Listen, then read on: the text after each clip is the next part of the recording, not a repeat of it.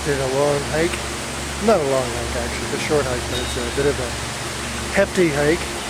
You gotta go up a steep hill and through the woods and through all of that to get to the higher part of the falls here.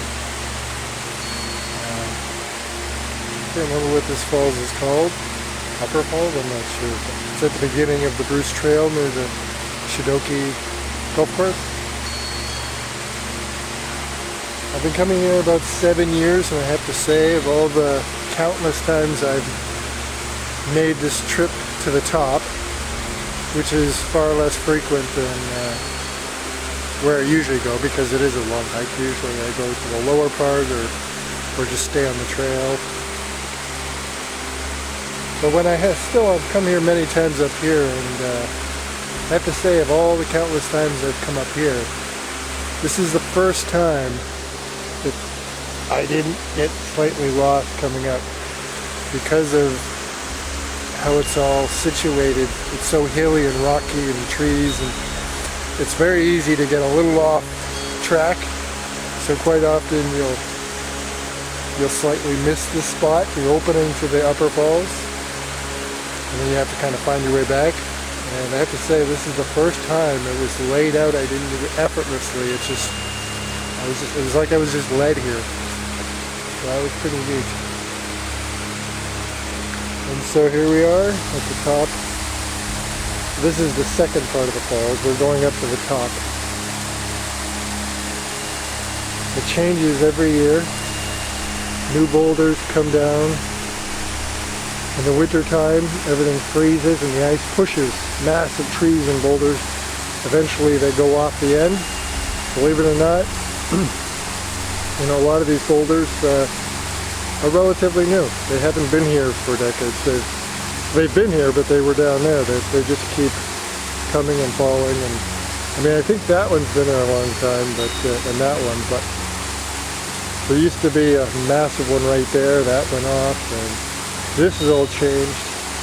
And this, of course, with the running water and the falling rocks, changes all the time, year to year. So I'm here. I didn't plan to come this far, but I felt moved to, and as I said, the trail kind of just led me here perfectly, so I trust it. Look at this, a beautiful piece of artwork, man's contribution. Whoa. That's right, folks, I just went right off the edge of the cliff. Holy moly. I don't think I'm going to count that one, because it seemed close, it seemed scary, but it wasn't really going to fall, I don't think. So I'm not going to officially count that one. I'm at about 11 now. In my lifetime, I should have left this place 11 times, for sure, 100%. I don't think I'm going to count that one. That's just, we'll just count that one as a, geez, be careful, Mike. Anyways, what else? This is neck. Cute. I guess our contribution to nature's artwork. Anywho, I think I'll get cracking. It's quite a hike through all those boulders. This is really the only way to get there. This is why not as many people come up here. There's still a lot of people come up here, but not as many as the rest of the trail or the other falls. It's because you have to navigate these ever-changing, and I haven't seen it this treacherous in a while. A lot of big boulders have come down this year.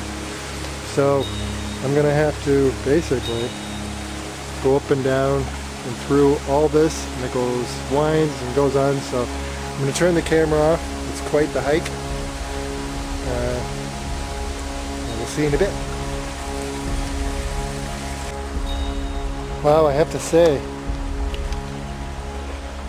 I mean, I'm out of breath. I'm sure my back will feel it a little bit. My legs will feel it later, but compared to every other time I've ever come, that trek came way up through boulders and everything. We're about to hit the turn, go a little bit further, and then we're there. But I have to say, that was effortless.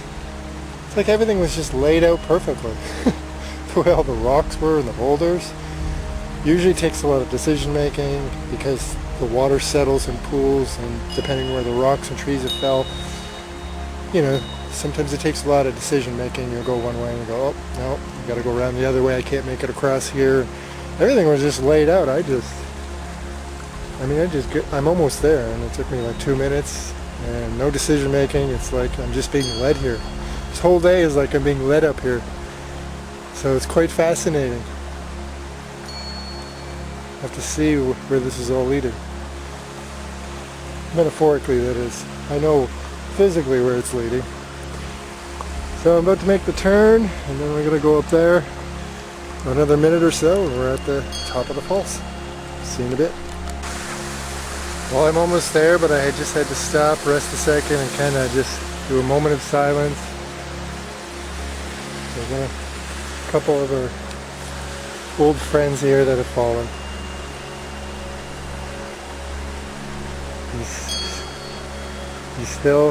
He or she is still alive, obviously. You can see green, but toppled.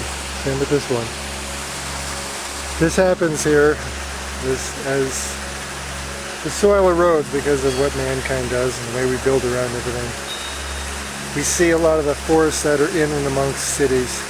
Eventually the soil starts to break down.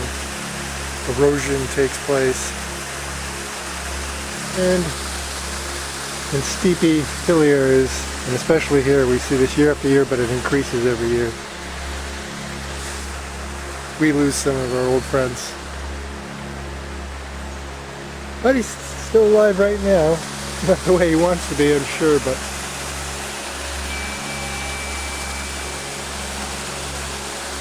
so we're almost there.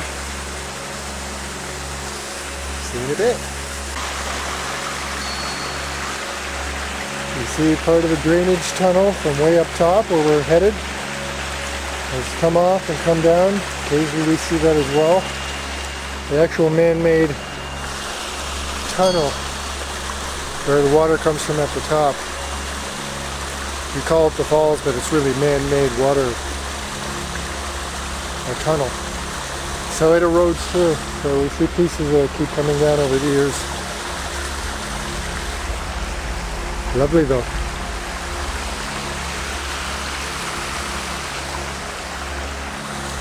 Alright, keep going. Might have to look that up. I don't know if that's a name or what that means. Bodhead Dorma. I'll have to look that up.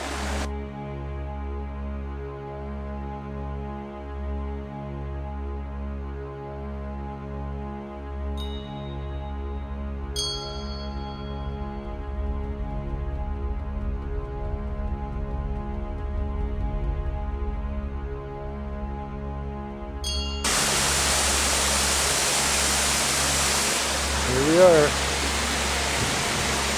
It was really easy to get up here. I was kind of blown away. It was really quite effortless compared to normal. And as always, this has changed. All these trees on there. Oh, there's another of our friends have fallen. I always wonder if anybody ever witnesses any of these boulders going, or the trees. I mean, luckily nobody seems to get hurt. I wonder if anybody's ever here. I shouldn't say that. Something's liable to go. I always wonder. If the neighbors, if they hear the crashing, if they can make it out. Because there's a lot of houses all up around here. Anyway, I'm here.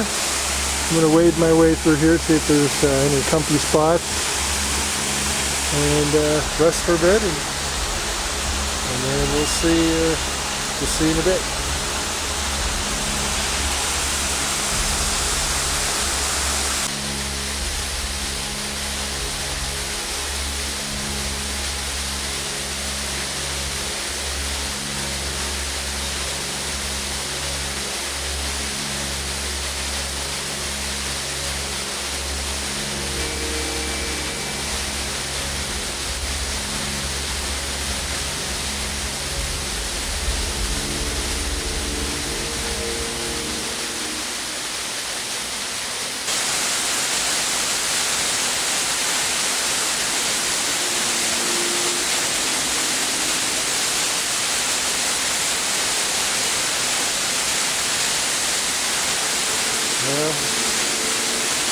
it up to the falls here. I'll try to speak up. I don't have a very strong voice, and as you can hear, it's quite loud up here. Because it's a kind of a Kobe thing going on. The sound is amplified of the water.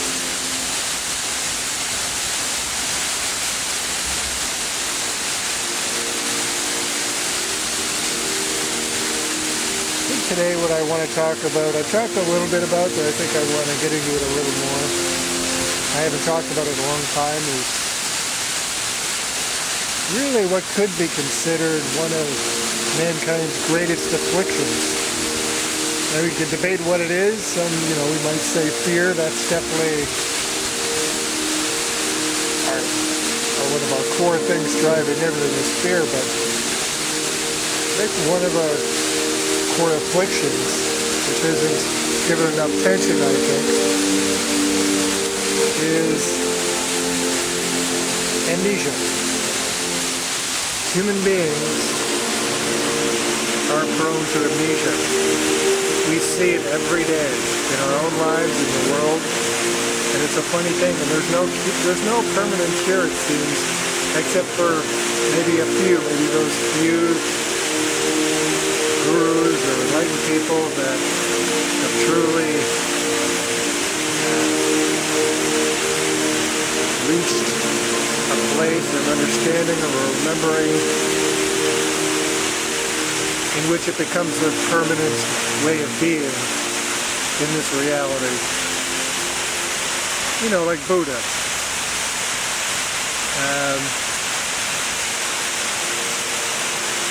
But until we reach that, something we have to, I think, serves us to accept and understand and appreciate and even contemplate and remember as well is that we are prone to amnesia. And we're reminded of that when we step into nature. And that's why it's so important. That's why so many people who share their own spiritual journeys encourage us to go out into nature. And that's why I often say go out into nature as well. For so many reasons. First of all, we're on planet Ocean, the most incredible place anyone could ever want to be. Why would we not explore it?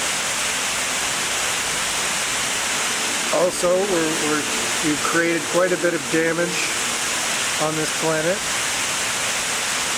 And so going out in nature can connect us, ground us, and remind us of how important it is we think thoughtfully about what we do every day, because everything we do affects nature. And we forget this. We totally forget this. Even when we're walking on a path of that, I try to remember, but sometimes I forget. Even walking, quite often, we're not paying attention to the fact that you could be stepping on bugs. You could be killing a whole bunch of bugs. You could be killing a plant and you're stepping on it. If you're dumping something not of nature, it has an effect. I saw a cigarette butt around here somewhere. The effect that has when you throw a cigarette butt. Oh, there's one. Etc., etc. The list goes on. So it helps us remind us that how important it is to care for this place for our own sake. Nature is resilient, and this planet will bounce back no matter what we do to it in time. But that could take hundreds of years or centuries. But what's really at stake is our own survival here in these curved shells in this state.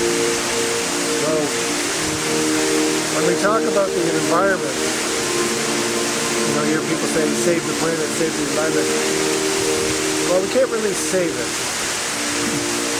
And as I said, there's nothing to save. Even scientists said if the planet was ever devastated, say by an asteroid or nuclear or anything like that, scientists have studied and shown that it will take a long time, and nature actually will, even radiation will get filtered through the rocks and the soil, and even old plastics and old buildings we've created. Nature, all of nature will eventually come back, although it could take a long time. So nature's not really ultimately at stake here as a result of us. It's more temporarily at stake. But what's really at stake when we say save the planet and save the environment, we're really talking about saving ourselves. Because if we wipe it all out, well, the rest is obvious. So by going into nature, there's so many reasons to remind us how important it is to be thoughtful of what we do in this world, on this world. It also reminds us of how spectacular, and this is the biggest reminder and the biggest amnesia we get. As humans, we forget how blessed we are to be alive.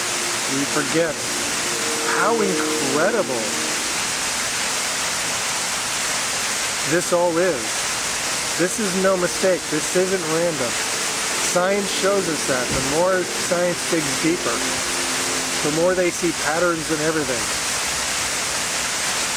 The more discoveries they make of the holographic universe and the God particle and energy waves and vibration and all of it. It goes on and on and on. There's patterns everywhere.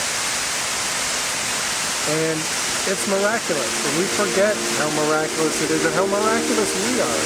And going out into nature helps remind us of that. When we're in it, we can't help but be in awe. And it's so important we do that because we do get amnesia.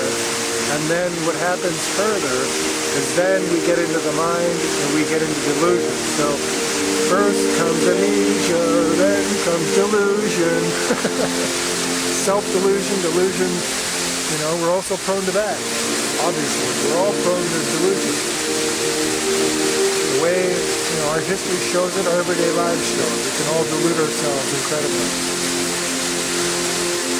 And when we do things that don't serve us or aren't in line with nature, that's delusion. When we justify it, it's delusion.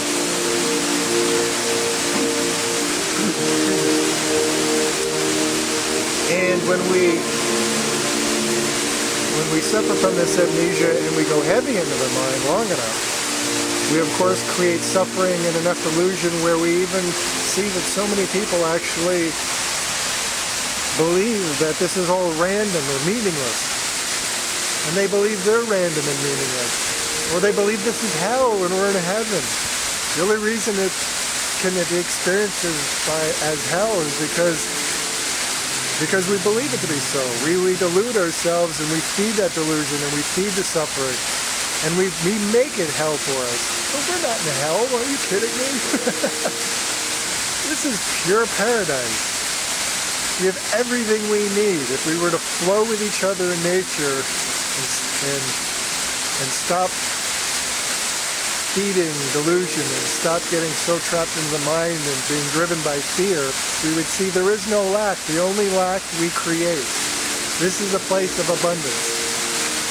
No matter how many people live here, this whole delusion of overpopulation, that's only because we live in a system of competition where so many have way too much space and resources and so many do not. And because of the way we plunder. If we work with nature, there's more than enough medicines and food and space, and it replenishes. It really does replenish if we don't tamper with it. And we work with it. And who knows, maybe one day help facilitate it and become the caretakers here.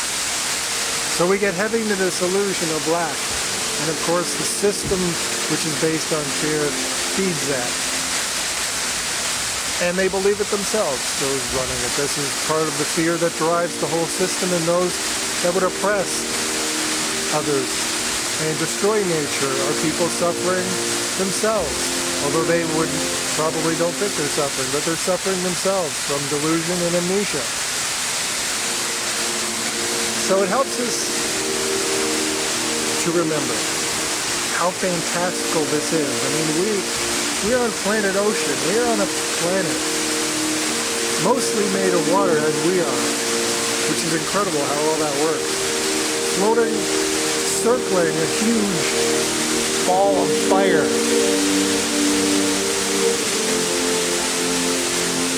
I wonder what that is. Oh, it's just a little, I don't know what they're called, the little puppy things that grow. You blow them to make a wish. Wishies, I think they're called. But we're circling a big ball of fire, which in turn has a big part, of course, if not the biggest part, of facilitating life here. And around us is the moon.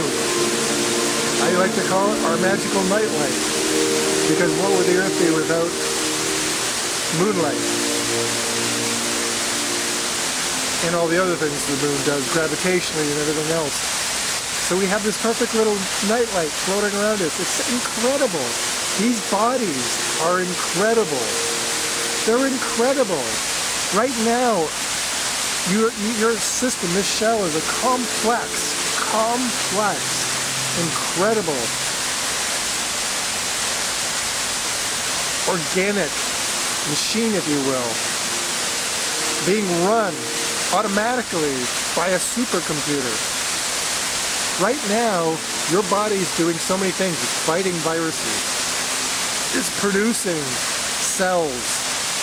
It's created new cells all the time. Creating blood cells and tissue. It's healing. It's growing. We've got lungs processing oxygen. The body's processing oxygen. It's processing food like a factory. It's taking nutrients it needs and using it in this shell. And anything it doesn't need, it's creating waste through feces and urine and sweat and tears, etc., etc. All being run at this. The heart is pumping blood. The blood is circulating through the body. And think about it, you're the supercomputer. I'm not, you and I aren't thinking, oh, I better pump my heart and keep it at a certain rate. Oh, I got to get rid of this infection. Oh, I got to process those potatoes from... No, it's doing it all automatically, magically, synchronistically. It's all just doing it. When we don't interfere with it, it can do anything. That's the other thing. I won't get into too much now, but I try to remind people that we forget how amazing these shells are. And these shells are capable of anything when we're ready. We're not ready yet. That's why we see people can heal themselves of anything. People can do amazing feats. People more and more are starting to find abilities, incredible abilities that seem like science fiction. That's why we see it's a fact. Many people since the beginning of time and even now today, more and more people are discovering that if in the right state, we don't even require food. And most people, they won't believe that. But think about it. We're made of energy. Everything is made of energy. Does the sun need a sandwich? No, it's energy. So energy doesn't require energy. Energy is never ending. We're made of energy. So if we get in the right state, it's only because we're still in a partial, well, more than partial, mostly an animal state still. But when we rise above that, we're much more than that. And if we're in the right state, then people discover we don't even ultimately, potentially, we don't even need food. And who knows, once, if we collectively embrace that, maybe we'll just become beings of energy after that, like you see in Star Trek and stuff. Who knows? It's very possible. It's not crazy talk. It's crazy to minimalize. What's really crazy is how often we feed into delusion and amnesia and minimalize the miracle of life. That's the craziness. How often we discount and don't want to believe what's possible. And in time we see, as mankind, we used to think the world was flat. There's so many things we thought were crazy, impossible. And then we come to find out, no, they're not. And then in time they become just accepted and normal and of course, and we understand. And so anytime we hear things that seem crazy, we can't do that or this can't do that, no, it's crazy to believe we can't. It's crazy to continue the delusion that we're limited. We're not limited. So by going in nature, we can remind ourselves we're not limited. By going in nature, we remind ourselves of how blessed and abundant we are just to be alive. Just to be alive, even if this is my last moment on earth. Even if 20 minutes from now, I go through a painful death, let's just say. Or go through some suffering and then die. Whatever I go through. That doesn't take away from that. Life is still a miracle. In fact, people that are on their deathbeds, they realize more than anything how precious life really is. It's precious. Every breath we take for granted. We get amnesia, we forget how precious.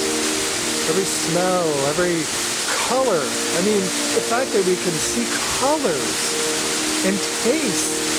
We take food for granted. Eat a great meal and just scarf it down and go, yeah, whatever. Or even complain about it. Wow, the toast was a bit dry. Are you kidding me? I'm just eating toast with butter, cream cheese on it, the flavors and the smells and the textures and the variety of foods on this planet and fruits and vegetables. So that we can taste and touch and feel. To caress someone, to caress things, to touch things, to swim, to feel water on your skin, to feel wind on your skin, to feel the touch of a human being. It's so incredible, this experience, and it can be overwhelming. It's part of, I think, we get overwhelmed. And we get amnesia, we go into delusion, we get into the mind, but it's so incredible and we're so blessed. Every breath is a gift, and we forget that. We take every breath. I've just breathed too many breaths to count today, and honestly, even though I'm appreciating it now, of course, in a sense, I've taken it for granted. And of course we take it for granted. We know we take it for granted, and I can prove we take it for granted, because all of us at one point in life have been out of breath, or almost drowned. And so think about any moment where you've been out of breath, or didn't have air. I want you to really think for a minute. Think of an actual time in your life where you ran out of breath or you didn't have air. And then try to remember that moment when then you got it back. You finally got your air back or your breath back. Wasn't that the most amazing thing in the world? Were you not appreciative when and you got that breath back? So for a moment, you remembered again how precious that breath is, and we appreciate it. But then, 100 breaths later, we're taking it for granted again. So, that's just what it is. But I'm just saying, we're prone to amnesia. We take it all for granted. And we're always thinking of the past. We can't let go of the past, and we're always worried about the future. And so we miss the now, and when we're in the now, not only do we tap into our true self and stillness, but we can also just appreciate and remember more. When we're thinking too much of the future, we're thinking too much period, but most of the times if you think about it, if you're thinking, and I've come to really realize this in years, but even recently I've really started to realize that when we're thinking, if you really break down any thought you're having, 90% of it is thinking about the past or the future. A little bit of it is about the now, but very little. If you're thinking, oh yeah, I remember, that was a really great breakfast I had with so-and-so. And it's okay to appreciate the past or whatever. But if you think about it, we're always thinking, oh yeah, remember that job, remember that person, remember when I was 6, remember when we tell stories about that. So we're very much dwelling in the past. And which can be okay when we do it in a positive, appreciative way. A lot of times people live in regret, so they're always suffering still about something that's long been past. They're suffering about that relationship 4 relationships ago, or they're suffering about that thing they went through, or they're suffering about their childhood or about abuse. So they're dwelling and dwelling and dwelling in the past, which is illusion. It doesn't exist anymore. And when we're not thinking of the past, we're worried about the future. What am I going to do tomorrow? How am I going to pay rent? What am I going to do next week? What am I going to do a couple hours? Even often in a day, we'll be going, what am I going to do later? What do I want to do today? Well, don't worry. It's helpful. I have to remind myself, too. I have to remind myself to say, don't worry about what you're going to do today. Just move. Just go with movement. Just center and just be. And whatever you feel moved to do and enjoy. Because sometimes I'll get thinking about, well, but maybe I should do that later, and maybe I should clean this or do that or go whatever. So, and it's okay. We do have to make some plans. It's not like we can't think of the future ever. But my point is, if you really think about the bulk of our thoughts, if you really monitor your thoughts, you'll see that 90%, if not more, of your thoughts are illusionary thoughts. When I say illusionary, I mean because you're not in the now of what's real. You're thinking of the past, which is gone, so it's illusion. Or you're thinking about a future that doesn't exist, so it's illusion. And so, again, we see amnesia. We see amnesia. So, I'll probably wrap this up, but I just really wanted to remind you, and it's okay. We can accept it. I accept it. I accept it myself. But I get amnesia from time to time. And if we can accept something, then we don't suffer from it, and we can even ascend it. So acceptance and gratitude, as I often say, is so important. So it helps us to know, remember, and understand that we do get amnesia. We're prone to amnesia. And getting out in nature helps us to remember. Stillness helps us to remember, because when we're in stillness and we can silence the thoughts, we find a peace, which is our natural state, which is consciousness, when we observe. When I say stillness, I think a lot of people get confused with what I mean. When I say stillness, I don't just mean being still, I mean stillness to the point where you're not thinking. Or you're thinking very little, and the thoughts are very harmless. So when we're in stillness long enough, and frequent enough, and consistently enough, the benefits I talk about all the time, and I won't get into them again, but spiritually the benefit is, that's the biggest benefit. But even from the standpoint of just enjoying life and ascending amnesia, going into stillness helps that. Because in stillness, we're in the now. We're the observer. And so we're not trapped in the future or in the past. So return to stillness. Return to nature. You're in Wonderland. Enjoy Wonderland. Don't hide inside. Don't make excuses, because I'm lazy, because it's a little cool outside, because the weather's not absolutely perfect for me today.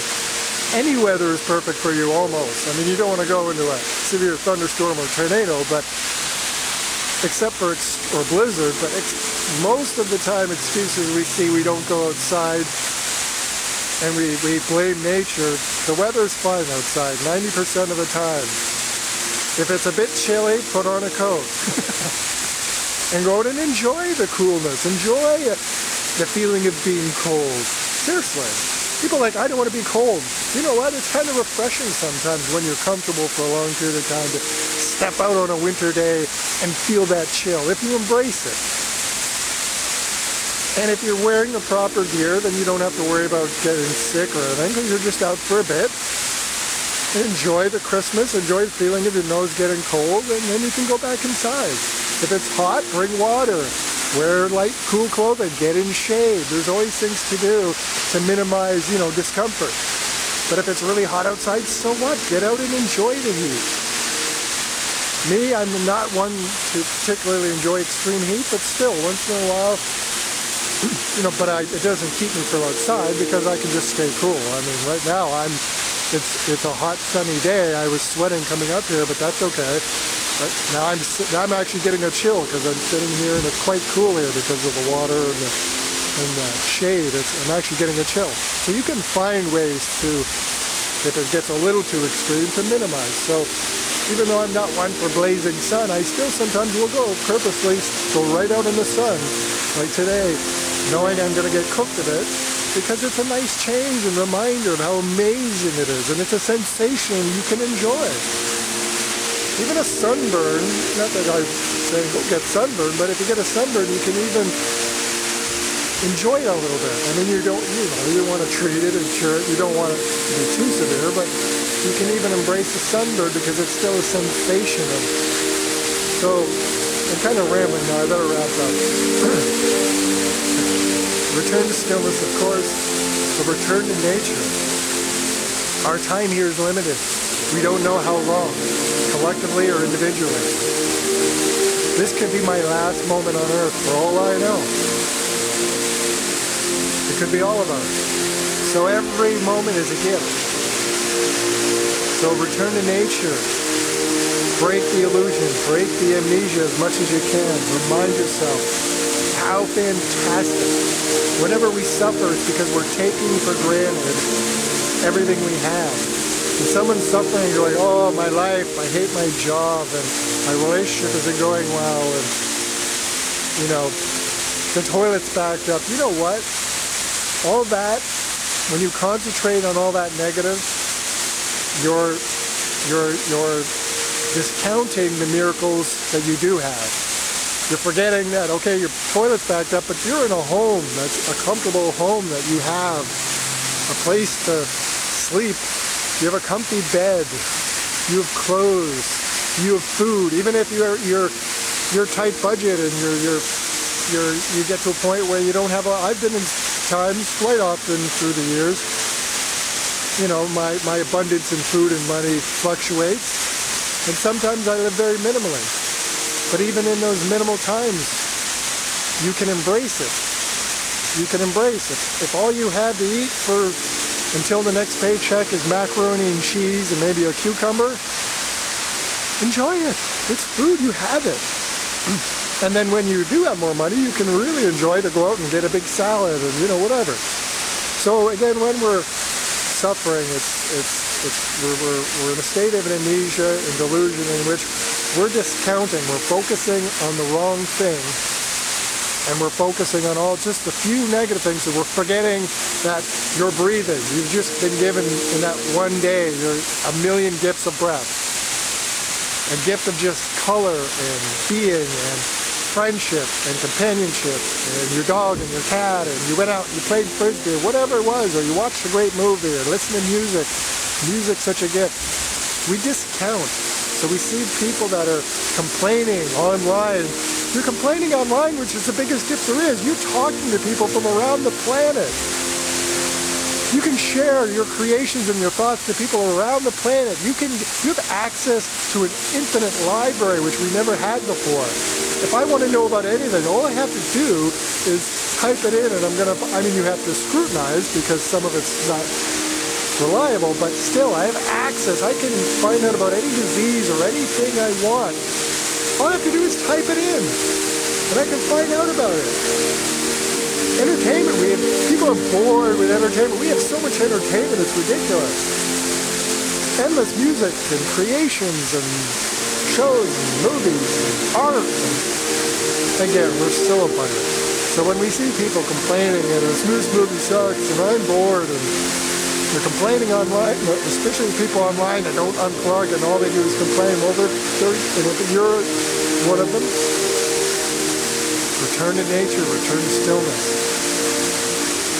You're missing how abundant you are. You're forgetting. So, yeah. Don't get upset, just accept it. We're creatures prone to amnesia. And most of us will always experience it at some point or another. Some more than others. But you can change that. As I often say, you are the master of your own experience. Change your perception, change your experience. With a single thought, with a single action, you can change your entire feeling. You can change your entire day. And in doing so, you change the world. That's the greatest gift of it all. When we vibrate high, when we live in appreciation of our abundance and acceptance, and we live in a state of love, and we just live a life of service, and we go out and we stop thinking and from a standpoint of suffering and lack and selfishness, and we give and we give and give. Not only is our life enriched, but we send out waves that change everything. It really does. So by being happy, by returning to stillness, returning to nature, living your life and enjoying it as much as possible, and reminding yourself of what's important, and sharing that love, and doing for others, and doing for nature, we make change, we be the change, we live a full life. I guess I'll wrap it up there. Enjoy. Enjoy the miracle that is you. You are a miracle. You're the only one. Billions of people, trillions of organisms, and all the universe is only one you. That's the biggest miracle we forget, that we get amnesia about, and we get deluded about. You are a miracle. No matter what you do or what you say, whatever mistakes you make, you are a miracle. You're an absolute miracle. You're one of a kind. You're the rarest thing in the universe. Enjoy that. Appreciate that. Enjoy your life. Enjoy your summer. I love you. Have a night.